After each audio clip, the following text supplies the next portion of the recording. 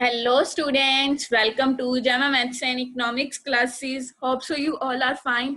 Last video में हमने आपके साथ इंपॉर्टेंट इन्फॉर्मेशन शेयर की थी. इन्फॉर्मेशन ये थी कि हम आपको अब वीडियोस शेयर करेंगे वेडनेसडे और संडे. बट आपके डाउट थे कि किस डे कौन सी वीडियो हम शेयर करेंगे, किस सब्जेक्ट की शेयर करेंगे. मैं आपको बता दूं, संडे हम आपको इकोनॉमिक्स की वीडियो देंगे, वेडनेसडे को आपको मैथ की वीडियो मिलेगी.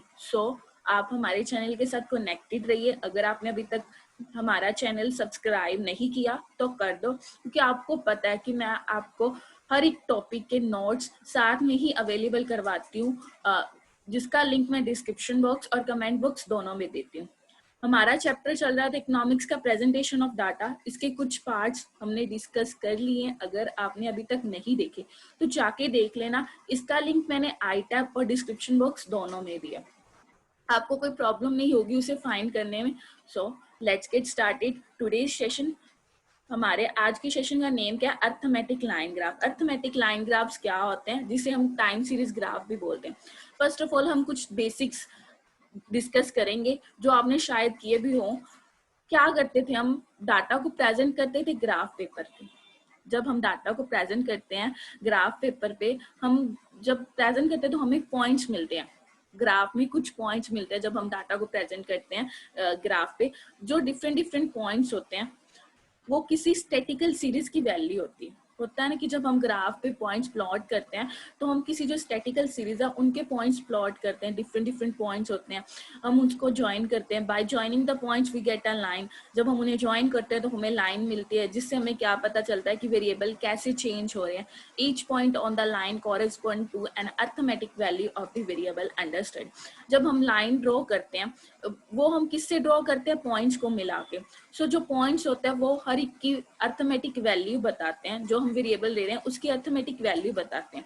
Therefore a graph showing arithmetic values of a variable is called arithmetic line graph. जो ग्राफ हमें अर्थमेटिक वैल्यू शो करते हैं वेरिएबल की, उसे हम अर्थमेटिक लाइन ग्राफ्स बोलते हैं. If the data is in the week, month और in the year, the graph will be time series graph. मेरे को लगता है कि आप ये सुन के पता नहीं कंफ्यूज हो गए होंगे कि मैम क्या टीच करें.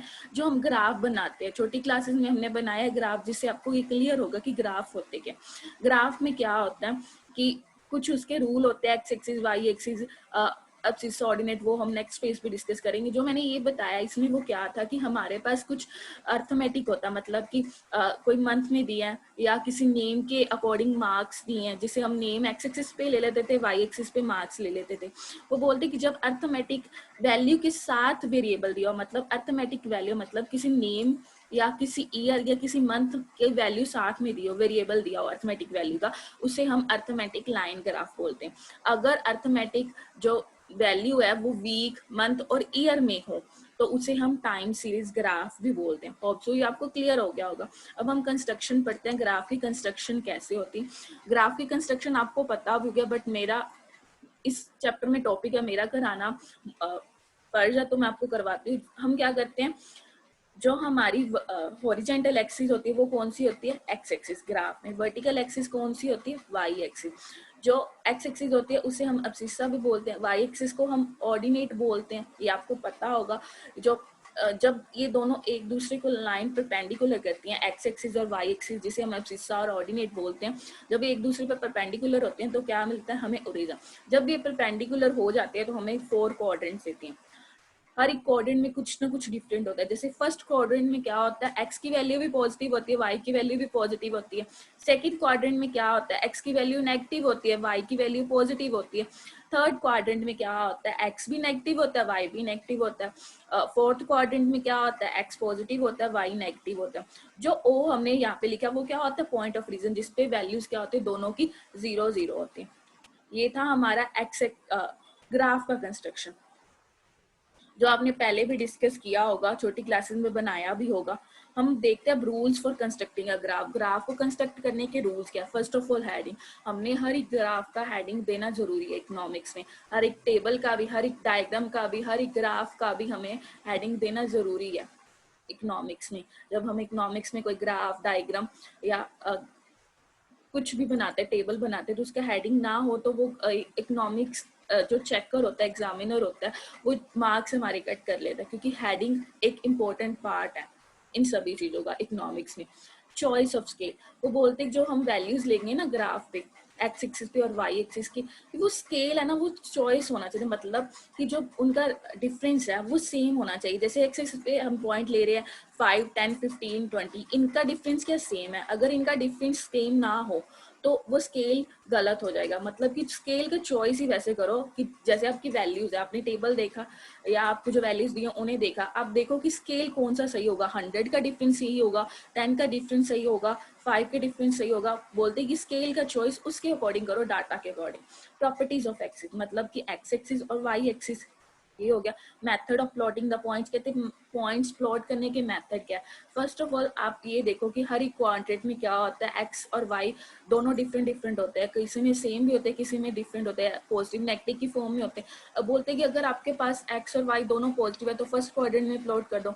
अगर आपके पास एक्स नेगेटिव है, वाई पॉजिटिव है, तो वो सेकंड क्वाड्रेंट में प्लॉट होगा। अगर दोनों ही नेगेटिव है तो वो थर्ड क्वाड्रेंट में प्लॉट होंगे। अगर एक्स पॉजिटिव है, वाई नेगेटिव है, तो वो फोर्थ क्वाड्रेंट में प्लॉट होगा। सो ये होता है मेथड होता है पॉइंट्स को प्लॉट करने का। लाइंस ऑफ डिफरेंट टाइप्स, वो बोलते हैं कि अगर आपको बहुत सारी लाइंस है ग्राफ में तो आप कैसे उसे कर सकते हो, ये मैं आपको बताती हूँ।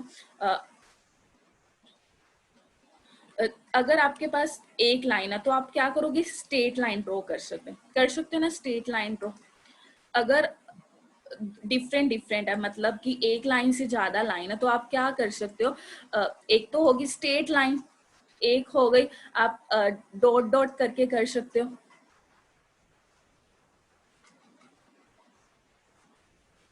वेट आपको क्लियर हो गया होगा, डॉट डॉट करके मतलब कि एक डॉट डॉट डॉट, जैसे हम फिलअप बनाते हैं, आप उसे स्लाइस भी, मतलब छोटी छोटी लाइंस लगा के भी उसे शो कर सकते हो। बोलते कि जब एक ग्राफ में डिफरेंट डिफरेंट लाइंस हो तो उसे डिफरेंट डिफरेंट डिजाइन के साथ आप उसे बना सकते हो।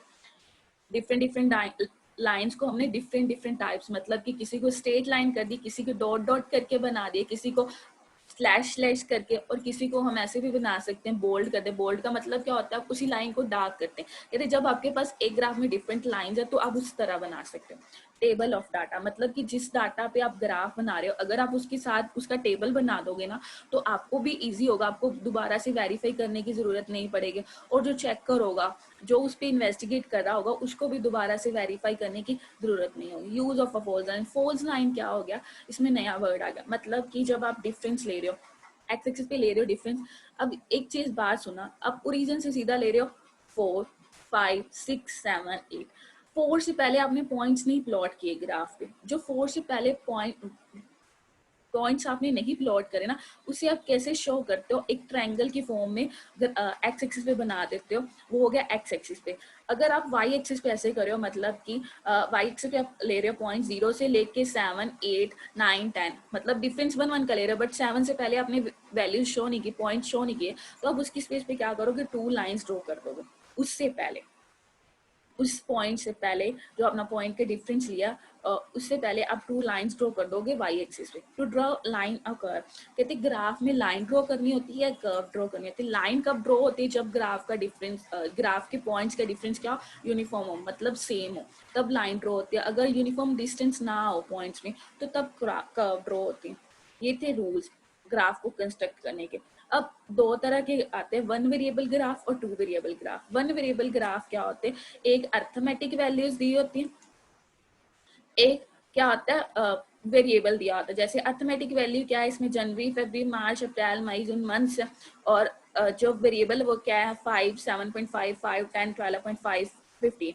इसे आप ग्राफ में कैसे शो कर सकते हैं, एक्स एक्सिस पे आप लोगे arithmetic values, then Y axis पे आप क्या लोगे, वेरिएबल।